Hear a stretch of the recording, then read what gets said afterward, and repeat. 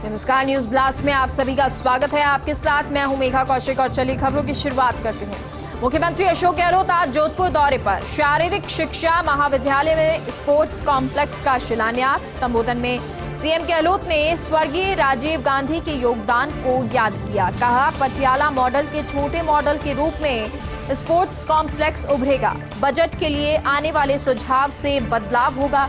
NGO प्रतिनिधियों ने अपने सुझाव दिए हैं। 20,000 से अधिक सुझाव आ चुके हैं। राजस्थान बिना मांगे ही सरकार राजस्थान जनता को सब कुछ दे रही है। मुख्यमंत्री Gehlot Digifest IT job fair का जिक्र करते हुए कहते हैं कि 600 करोड़ की लागत से जोधपुर में बन रही फिनटेक यूनिवर्सिटी भारत सरकार के अधिकारी एनके सिंह ने की थी विशेष रिकमेंडेशन। बाद में ठंडे बस्ते में इस मामले को डाल दिया गया। मेंबर पार्लियामेंट ने भारत सरकार से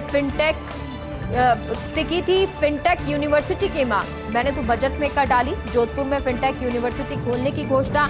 अब सांसद महोदय केंद्र से फिनटेक यूनिवर्सिटी के लिए फंड दिलाएं। तो मुख्यमंत्री अशोक गहलोत जो जोधपुर के दौरे पर हैं और इस दौरान कई बातें उन्होंने कही।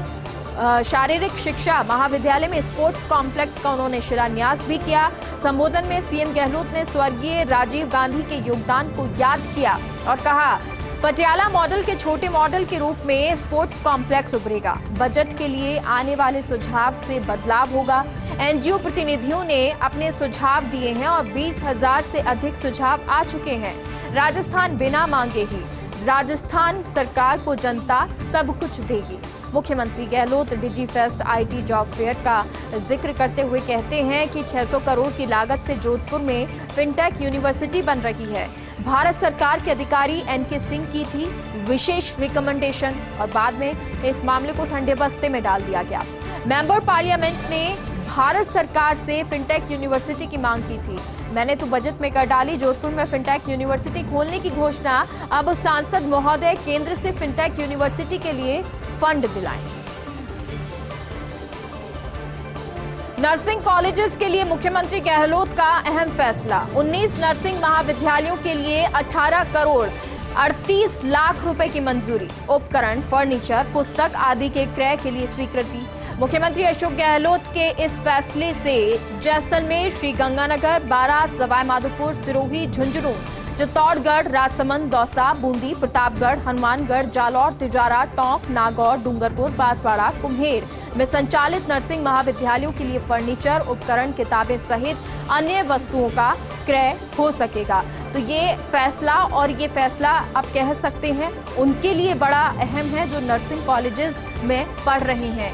19 नर्सिंग महाविद्यालयों के लिए 18 करोड़ 38 लाख रुपए की मंजूरी हुई है। उपकरण, फर्नीचर, पुस्तक आदि के क्रय के लिए स्वीकृति हुई है। मुख्यमंत्री गहलोत के इस फैसले से जैसलमेर, श्रीगंगानगर, बारां, सवाई माधोपुर, सिरोही, झुंझुनू, चित्तौड़गढ़, राजसमंद, दौसा, बूंदी, प्रतापगढ़, हनुमानगढ़, जालौर, तिजारा, टोंक, नागौर, डूंगरपुर, बांसवाड़ा, कुम्हेर में संचालित नर्सिंग महाविद्यालयों के लिए फर्नीचर, उपकरण, किताबें सहित अन्य वस्तुओं का क्रय हो सकेगा।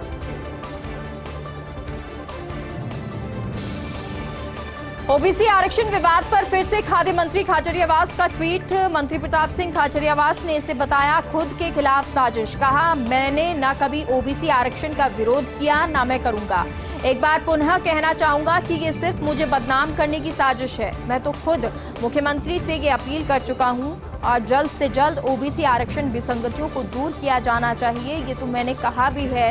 ये बात ओबीसी आरक्षण विवाद पर कही है प्रताप सिंह खाचरियावास ने और उन्होंने बताया कि खुद के खिलाफ ये साजिश उन्होंने बताया और कहा कि मैंने ना कभी ओबीसी आरक्षण का विरोध किया, ना करूंगा।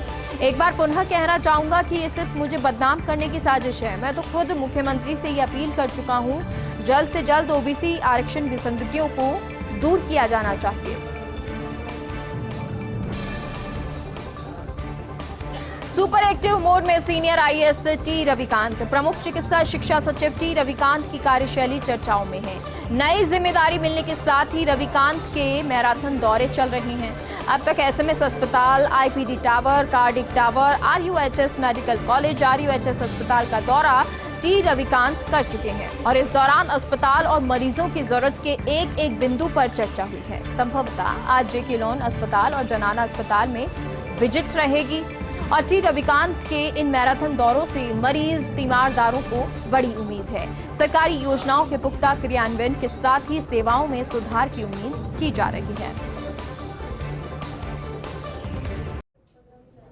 आगे बढ़ते हैं। चिकित्सा विभाग से इस वक्त की बड़ी खबर है। एनएचएम के हजारों संविदा कर्मियों की नियमितीकरण की खुली राह। विभिन्न सेवाओं से जुड़े 36,178 कार्मिकों की सेवा समायोजित। Rajasthan contractual hiring to civil post rule 2022 में समायोजित संविदा के पदों के नए पदनाम और मानदेय को स्वीकृति जारी की गई है। चिकित्सा सचिव डॉक्टर पृथ्वी ने मिशन निदेशक को पत्र लिखा है।